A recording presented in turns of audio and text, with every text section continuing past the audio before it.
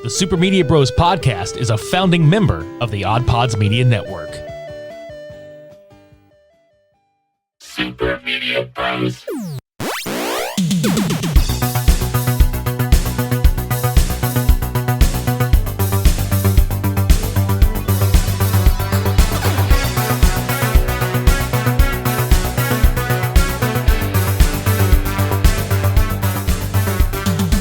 Dude, I remember when we started talking about this movie the other day, you were like, so you remember how this movie had a chokehold on everybody for about, 5 years? Yeah. I instantly was transported back to that time in my life, and I was like, you know what? You're right.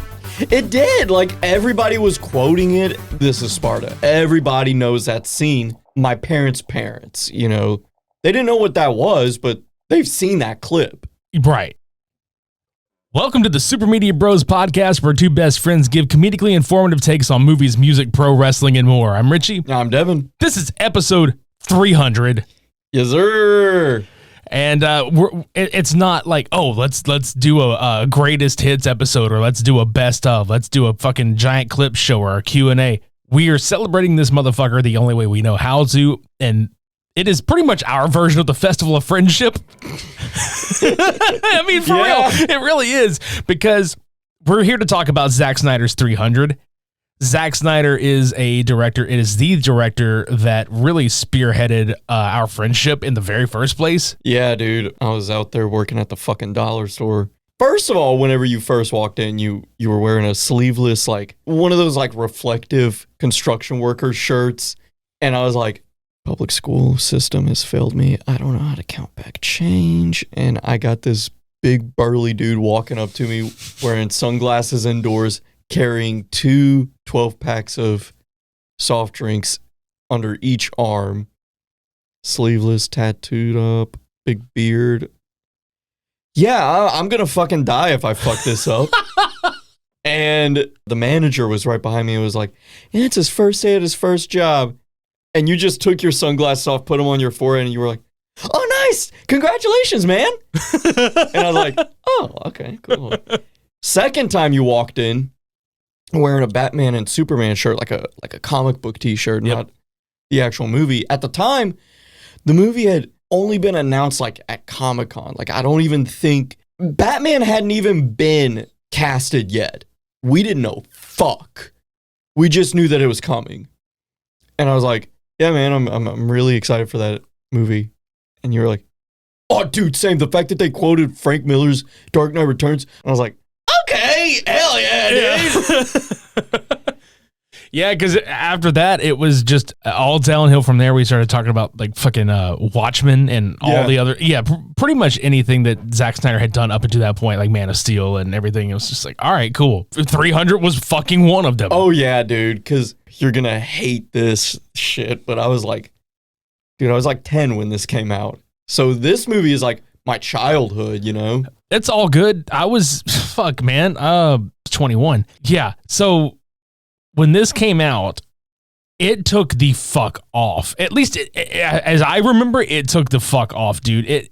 Everybody that I knew, including myself, went to see this movie in theaters multiple fucking times. Mm-hmm. I remember how, at the time, groundbreaking the visuals were. Yes.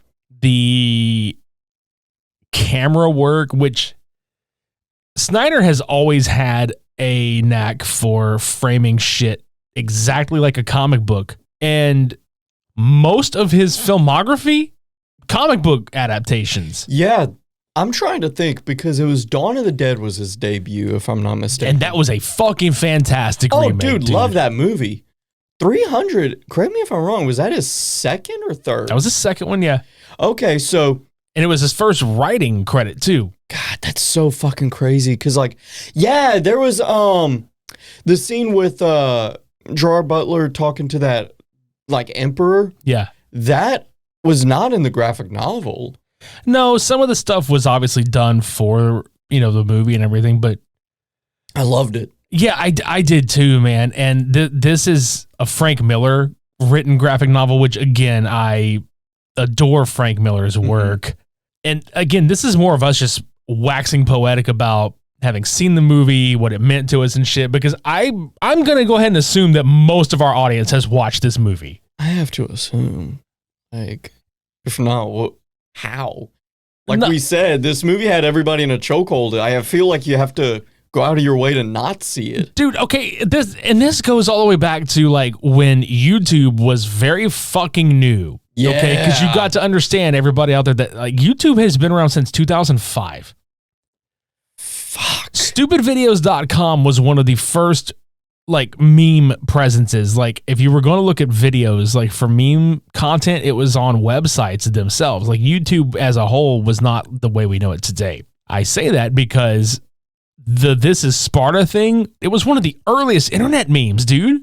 Yeah, dude, there was a lot of that going on. Like, because normally with something like that, you just see it like as a parody in movies and TV shows, you know, like The Simpsons might do it, or like little things like that, or Scary Movie 12 or some bullshit, you know, like, not to say that the Scary Movies are bullshit, that's childhood also, but you know what I'm saying. Yeah. But yeah, that sounds about right. This Is Sparta is probably like one of the earlier ones that I can remember being like, this is all over the internet. Yeah, and I remember like techno remixes of like the video, like, you know, like being done where I was like, what the fuck's going on? Which, that scene in general, like, we can get into some of the plot of the movie, obviously, because like it's worth talking about. We're doing a whole episode on it, based on our 300th episode. But like when that scene happens, like, so they show Leonidas, King Leonidas, like being brought up and how they're training. Like they basically train these fuckers from the time they're kids until they're warriors, you know? So you get the idea that King Leonidas and the rest of the Spartan army are a bunch of hard-ass motherfuckers. So here comes this Persian on horseback with skulls and crowns of like defeated. So sick, dude. But I love how Leonidas just looks at him. He's just like, you know, he's come to warn Leonidas, and he's like, oh yeah, Xerxes is about to just come fuck everybody's shit up. He wants land and water. He just requires that like you kneel before him and like turn all your shit over, or he's gonna like turn your children and your wives into fucking slaves and all this other shit. The Spartans in Greece are this is a free like people, and just Leonidas is just, he's pretty much like the get off my lawn at this point, where he's like, bro, you fucking come over with the heads and crowns, like skulls of fallen kings, and you're gonna fucking threaten me and my people. Then he beats children for fun and has a rat tail. Don't go onto his property and say, give us land and water. Yeah, this dude has no problems beating your ass, especially after you fucking insult his wife for talking. Yes. Like, I was like, dude, bro, you fucked up. Because the one thing that I thought was the most awesome shit about the way that this is depicted is that the Spartans treat their women equally. The fact that she just looked at that dude and he was just like, what makes you think that like she can speak amongst men? And she's like, because we give birth to real men. And I'm like, god damn, she just roasted your ass. That shit was fucking fire. I have a couple of things about this scene that I do want to point out. It's the whole thing where they back him up to that giant goddamn hole in the ground and he kicks him, you know, through. He's like, there's a Spartan. Fucking Sparta kicks him down into the hole. Who the fuck built that shit? I don't know. Really? Who the fuck built the pyramids? But really think about how deep that hole is. Bro, that's an OSHA violation waiting to fucking happen. I swear to God, dude. You have to think, like, unless for circumstances such as this, do they have a netting around it, like a safety net? I don't know. Like, I feel like maybe they bored it down, or that they dug down, but then like maybe like they dug like a little spiral walk, like, you know, back up the deal, and they were just filling it in as they go back up. But it's like, dude, what if that fucking gave way and you fell and you were just fucked?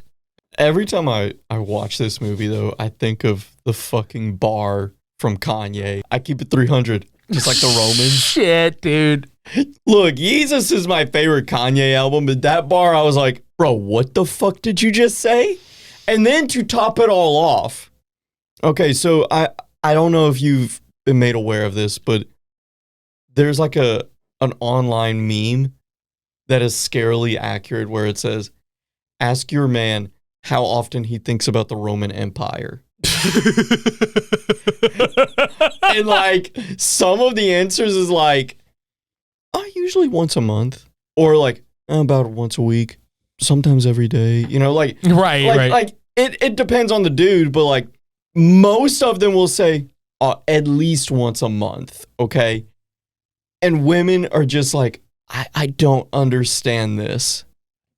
So I was talking to one of my coworkers who's a female, and talked about that, blah blah blah, and I brought it up to a dude coworker, and then he was like, dude, you want to hear some fun facts about the Roman Empire? Just because we brought it up. And we both went down a fucking rabbit hole, right? And she's just sitting there listening to us like, the fuck? Yeah. So the other day I was off work and she was like, hey, what you doing today? And I was like, watching 300. And I sent her just a picture. She goes, you in the Roman Empire? And I was like, God damn it, Kanye! You fooled everybody. Right. So essentially, Leonidas is like, no, fuck that. We're gonna smash the shit out of Xerxes and his Persian army. But they have to listen to the Oracle who lays down the law, who is like, if he goes to the Ephors, I think. Yeah, something like that. Bro, I think that's their name, but I swear to God, when he rolled up on that one guy, I was like, is this the Red Skull guarding the Soul Stone? Like, what the fuck? Oh, dude. Tell me that didn't look like it. It did. It's like, you must listen to the Oracle. And I'm like, bro, get a fucking lozenge or some shit. That dude sounded like he smoked a carton of fucking menthols for a week straight. Oh, and don't get me started on the fucking, like, the Hunchback of Notre Dame out there. Oh, we'll get to him in a minute, that little fucker. But Leonidas is sitting there and he just dumps all this gold at their feet. And he's like, giving them this legitimately laid out fucking badass plan. He was like, he like punches, we will smash their fucking I'm like, dude, listen to this muscle man. He knows what he's talking about. And then you got all fucking cancer thrown up there and be like, you must listen to the Oracle. And I'm like, bruh, Batman listens to the fucking Oracle. Okay. Fuck you. This guy here is like, you need to listen to this naked underwater dancy bitch while I lick her. Like, gross motherfuckers, dude. I swear. It's so funny that you brought up that scene. Because, like, the one thing about this movie and Watchmen that they have in common is that everybody's like, yeah, those, the nudity scenes, they were really something. Snyder kept the camera on that for a good bit. Yes, he did. And, he sure did. And I remember I was in maybe 6th grade, okay? And I was at the W.W. Lewis, like, little deck. Oh, shit. You know the yes. one. Sitting there talking to my buddy, and I was like, dude, what's your favorite action movie? And he was like, when you say action, do you mean like action movie, or do you mean like action? And I was like, action. And he's like, probably 300. I was like, what about the other one? He's like, honestly, probably still 300. Yeah, because they shot the nudity at fucking 300 frames per second, dude. I swear. Christ. That shit was crispy as fuck. It was. That's what I love about this movie. Snyder movies in general have such a distinct look, but I was just about to fucking say that. But this one, like, because of the time period, it still had that grainy, like, film look to it. Yeah, I guess that was like the post-production bit of it, just to layer it to make it look like, because you know how you've read the comic, I assume. Like, it was real, like, fucking, it looked like that. This looks like a Frank Miller comic brought to life. Yeah, same with Sin City, and yeah, dude, what a time to be alive. So they're getting to the area, which, by the way, Leonidas leads all his guys out, and so there's some actors in this movie I forgot. I forgot Michael Fassbender was in this movie, and he's so good in it. Oh my god! Yes. Dominic West, who played Jigsaw in Punisher Warzone. Jigsaw, I fucking love that movie. Still to me the best Punisher film. Goddamn, he plays Theron, who winds up being a corrupt politician in this one, and he's not a comic book character, but he's a traitor to the entire Spartan clan because he's given Xerxes and all them. Like, hey, no, this is what's happening. This is blah, blah, blah, blah. So He's like, you know, the god said you shouldn't fight. Sparta's going to fall. And Leonidas is like, I'm just out here for a stroll. I gave no such commands. I'm stretching my legs. I'm going for a walk. And these 300 men, oh, they're my personal bodyguards, you know, and all those other shit. And I'm like, this is great. But to make a long story short, there's a lot of action here. I mean, towards the end, like from here on out is basically like there's good story and shit happening during, but my God, the action sequences that happen from here on are great. They make you believe that these severely outnumbered motherfuckers could just beat the piss strategically, beat the piss out of an army of thousands. And they did for a good bit. I think that's the crazy part is like, this is loosely based on a true story. Like, fucking goddamn. Right. And this is one of those instances where obviously the fiction's way overdone, but. Right. And also, I mean, I don't know the facts here. Like, I'm not going to pretend to know either. Yeah. Like, I'm not a history major by any stretch, but I did see a lot of like articles saying like, actually the Persians should have been the good guys and all that other stuff. Yeah, that's fascinating and all, and it's probably historically true. I'm not going to debate you on it. I don't know for sure, but if that's what you're claiming, okay, whatever. But it's more fascinating to look at the underdog story of 300 versus a million. Like, right, dude. And cinematically, that just makes more sense. Right. And I think one of the funniest goddamn scenes in this movie is like before their first big like fight sequence, they're getting prepared, right? Mm-hmm. And I love like Gerard Butler's delivery as Leonidas is like, it looks like rain. And they just watch that fucking ocean swallow and capsize all those fucking boats full of people just like sailing to the shore to kick their ass. And they're just like, nope. Dude, well, I'm glad you brought that up. Okay. Did Leonidas ever give you like almost like a Walter White Heisenberg vibe in the sense that, and I'm not talking like season 1, I'm talking like season 3, season 4, where Walter White is basically dead at this point. It's just Heisenberg, okay? He was smarter than everybody. He knew he was smarter than everybody, but his ego was starting to get the better of him. I don't think so. I think it's because that's how they were all raised with. How do I put this? It's not a hive mindset in this instance, but the Spartans were raised to, like, they had integrity. They were not going to fucking just roll over and die. It's one of those like, fuck you, come and take us. If you think you can fucking take us, then do it. This is how we want to die. We want to die a fucking warrior's death, and we want to die defending our people and standing up for whatever the fuck is right. Mm-hmm. So I don't think it was a Heisenberg mentality. I think it was just more or less of like, we have no fear at this point. And how the fuck do you fight something that's got no fear? Hey, you there. We've got a question for you. Are you tired of clickbait stories and the loudest voices driving discussions in culture and entertainment? If so, I'm Dylan. I'm Kendall. And I'm Corey. And we host the podcast From the Middle. We're middle-class guys living in the middle of America, in the middle chapters of our lives with points of view somewhere in the middle. We take a more reasonable and centrist approach in our discussions covering genres like comedy, culture, entertainment, and interviews with really interesting folks like business owners, comic creators, doctors, news anchors, New York Times best-selling illustrators, professional stand-up comics, and more. We really value a relaxed and conversational podcast, one that we hope is so fun and laid back, you'll forget you're not actually hanging out with us. So search at From the Mid Pod, just like it sounds, or check us out everywhere you can find podcasts.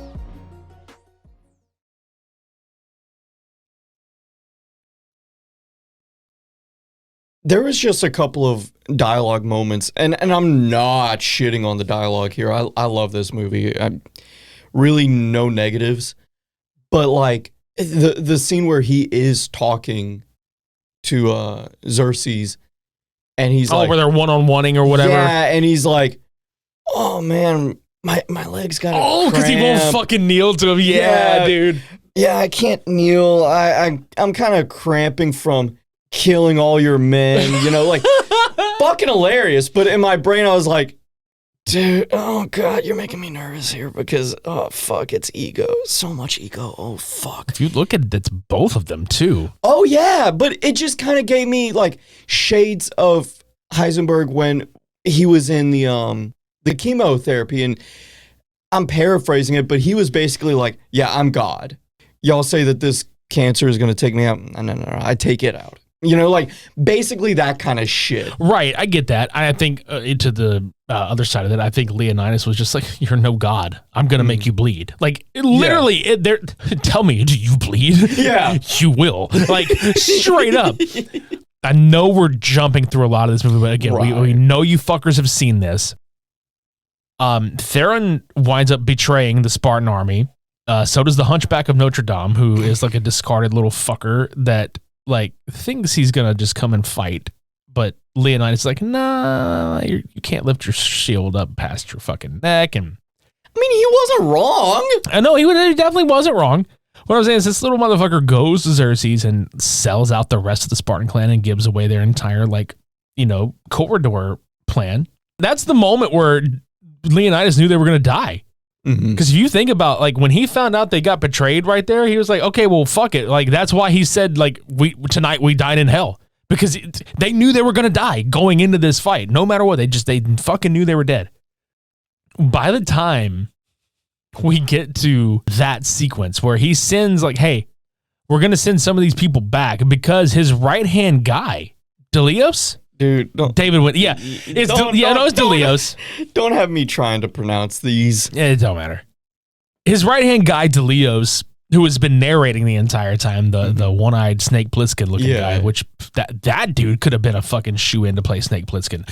Anyway, he keeps a handful, but sends most of the younger children like with him because he's like, no. These young guys need to like birth the next set of warriors. And you need a younger army to train and all this other shit. So he rolls up to Xerxes and the rest of his army after fighting a shit ton of like an Asian army and like a bunch of other motherfuckers that they just killed the shit out of. Whenever I first saw this, I did not understand if he purposely didn't, if he didn't hit Xerxes when he launched the spear, because he fakes him out like he's going to bow to him. And he drops his sword, he drops his shield, and he drops his spear and he kneels down. He winds up launching that spear and it cuts his face, and like to the point where it cuts some of the piercings out of his fucking cheek. When I was younger, I was like, oh, fuck, he missed, because I thought he was going for a death blow, which I think maybe he knew he was going to die whether or not he killed Xerxes. So it was more or less like, okay, if you're going to kill me, I'm going to like embarrass you. Because like you're preaching that you're a fucking god among men, but you bleed like a goddamn mortal. He put their name to the test. It cuts the dude on the fucking cheek, and I was like, fuck, he missed.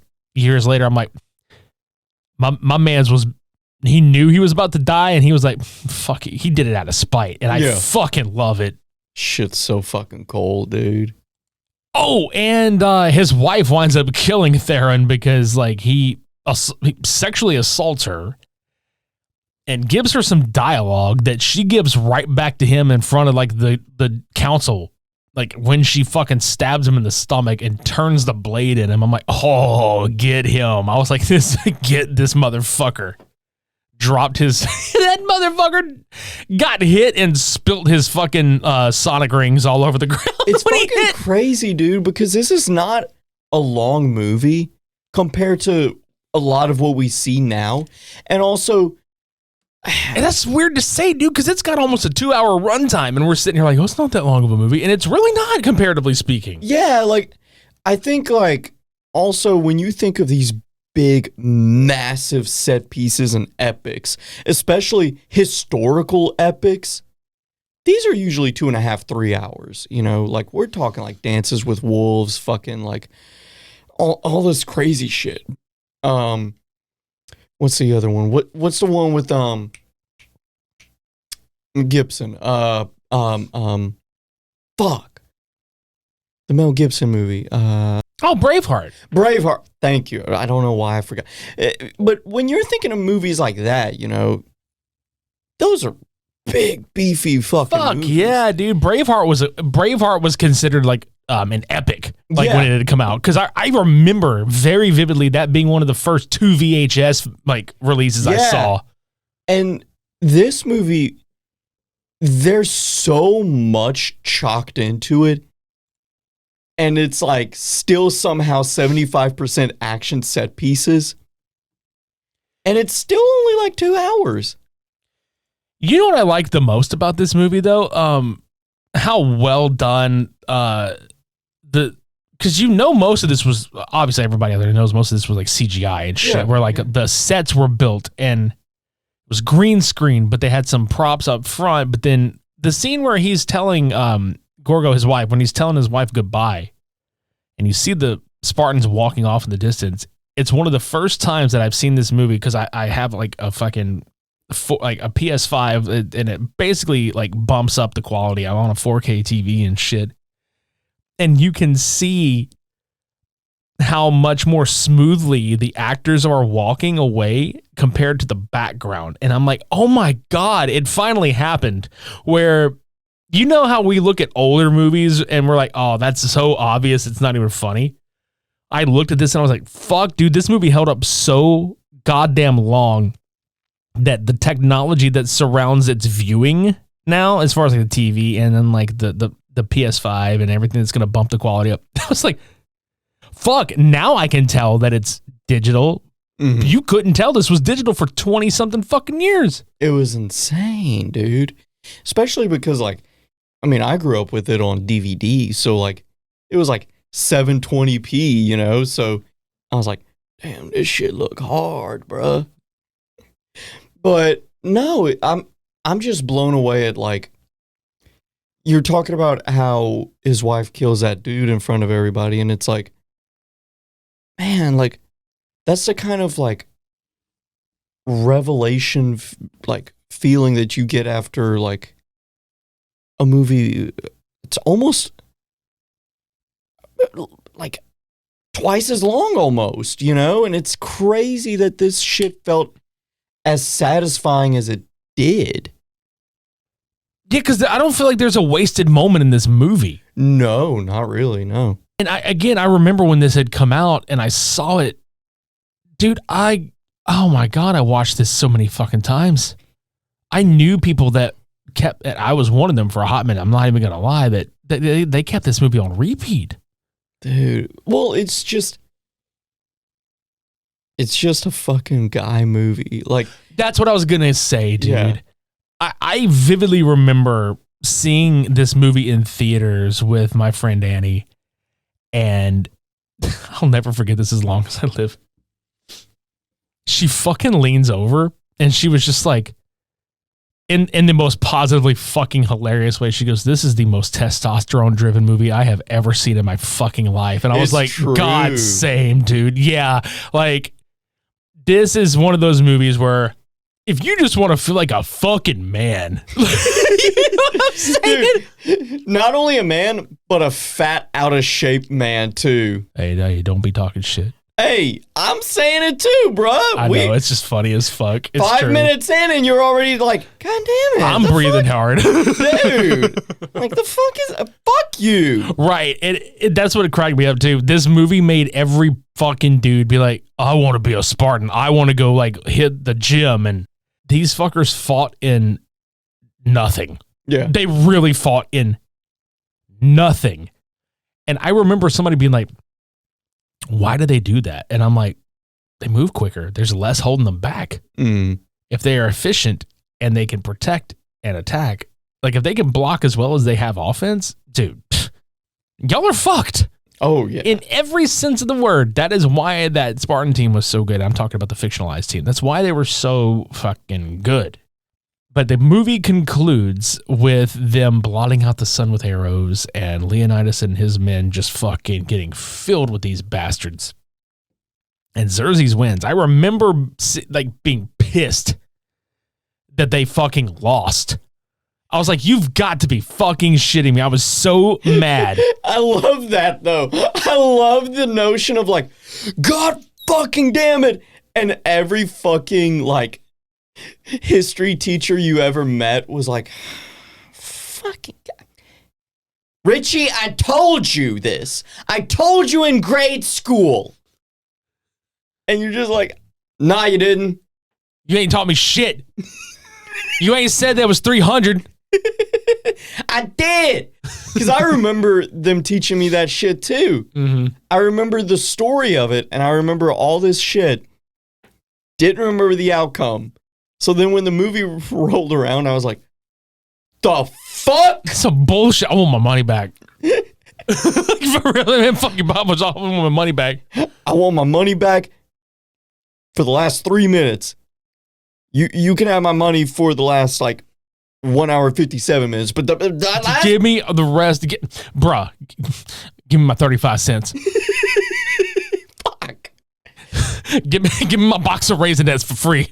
Like, you know what I'm saying? Like, I want my popcorn for free for this shit. Man, mine's was dibs. You remember? Oh yeah, shits? I remember that shit, dude. Oh, dude. Remember snow caps, dibs, fucking God, Whoppers. Dippin' Dots. Yeah. But the movie concludes with Delios talking about the rest of this story to the Spartans. And it looks like he's just, because they frame it where it looks like he's talking like to maybe just a handful around a campfire. And really, in reality, they are being prepared a year later to fight the Persian army. And now there are 10,000 Spartans that are leading 30,000 Greeks. And Delios is the head of the fucking army now. And the movie ends with them running towards this other fucking like huge army. And you're just like, oh man, they are super fucked. Not the Spartans, the people they were about to go fuck up are super fucked. Dude. Yeah, dude. 300 is such a, it still holds up. I got to say that. It still fucking holds up, man. I mean, there's a few, obviously some fucking problematic shit here and there in this movie, but it's like, it's very outweighed. You know what I'm saying? Back when men were men, goddammit. Oh, yeah. I can't believe. For me and Devin to be sitting here, it's been like 8 years almost.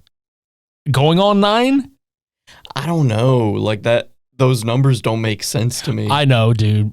It's fucking insane. But I don't know. I couldn't have thought of a better movie to talk about or a better thing to talk about on like a 300th episode, which to me that wrote itself. It's like, it's kind of like the obvious pick of what we were going to talk about, but really and truly, like it does like encompass everything that makes us who we are, makes our, like it bonded us in friendship. And then like, here we are, like we talk about a lot of shit, wrestling, movies, whatever we like or whatever. And then like it comes to this and like, this director and his particular body of work. Everybody shits on Zack Snyder for no good fucking reason, in my opinion. I really like the guy's movies and shit. Yeah, like that's the thing is a lot of the gripes about his movies, I will look at it and I'll be like, I hear you. You know, like there's some stuff, dude, I will die on the hill of Batman vs. Superman. Particularly the Ultimate Edition. But anytime somebody like complains about certain like logic or something like that, I'm like, no, I hear you. I get it. Blah, blah, blah. You know, like I can't debate it.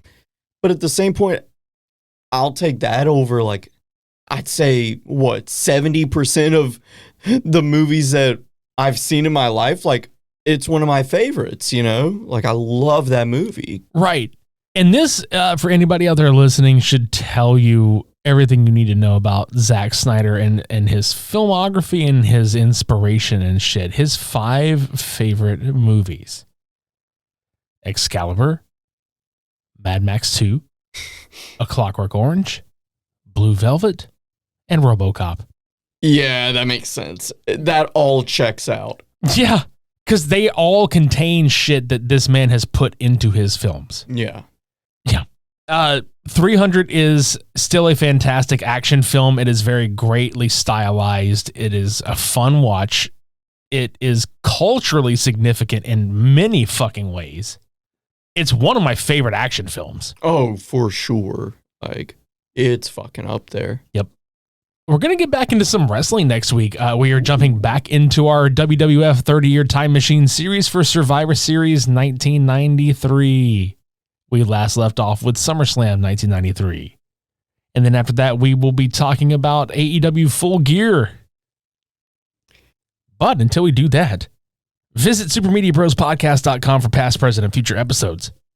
Check out all the other shows on the OddPods Media Network by visiting oddpodsmedia.com. Subscribe to us on YouTube. Follow us on social media. Happy 300, dude. God damn, it's been a fucking ride. Fucking 100, god damn. I know, that's a long time to be doing a fucking show. Jesus, fuck. Shit. Well, on to 300 more. Yes, sir. Yeah. Too sweet meat, bro. Too sweet meat. Too sweet. Ow! Thank you very much for hanging out with us. This has been episode 300 on Zack Snyder's 300. Until next time, I'm Richie. Yeah, I'm Devin. Shades on. We're off.